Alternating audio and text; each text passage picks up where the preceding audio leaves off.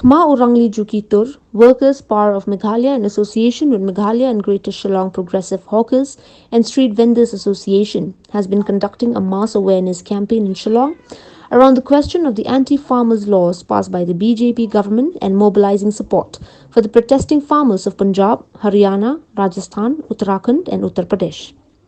On the eve of the massive tractor and farmers' march into the Indian capital to make the government withdraw the anti-farmers law, Tur, WPM and Hawkers Union did a protest campaign in town.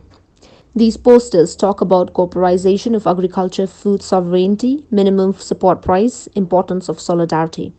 They also gave a call to the indigenous farmers of Meghalaya to create independent and radical organization of farmers and agricultural workers which shall demand for the political and economic right, not charity.